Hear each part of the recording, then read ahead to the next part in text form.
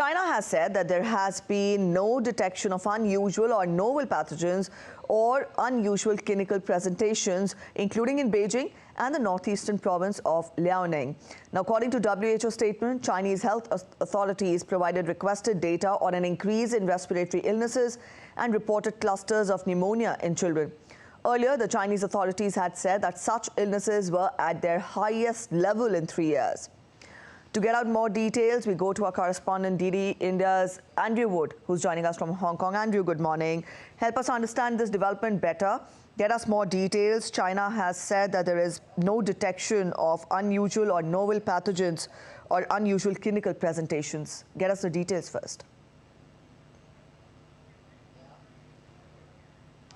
Well, that's what the WHO is saying as well, the World Health Organization. It asked for information because there were these reports, sometimes unconfirmed, of an increase in apparent clusters of child pneumonia, and also because the Chinese authorities themselves have said there'd been a rise in respiratory illnesses. So China apparently provided the information, test results and so on to the WHO within the 24-hour period, and the WHO seems to be satisfied with that. Remember, these are the highest levels that China has said for 3 years. And don't forget that that means we've had the highest levels since the end of the pandemic measures towards the late last year when they were lifted. So in a way, it's to be expected there would be a rise in respiratory illnesses because all of those strict rules and regulations and measures that China put in place to control the spread of COVID also controlled the spread of things like flu and other sort of respiratory illnesses. So the conclusion seems to be, the interim conclusion seems to be that the rise in respiratory illnesses was to be expected because you've had the end of the COVID restrictions, and we're in the and in November, October, November, that's when the start of the flu and the cold season starts. How has China estimated the spread of the rise of child pneumonia? To what extent has the spread been?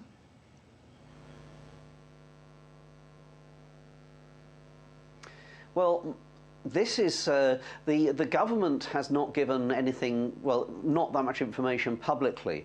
The warning was sounded by an organisation known as ProMed, which is a worldwide network for monitoring, sometimes anecdotally, an increase in unusual diseases or even known diseases, but something that may not be captured immediately by official statistics. So it was ProMed that, in a way, raised the alarm, and ProMed also raised the alarm too in the earlier days of the COVID pandemic.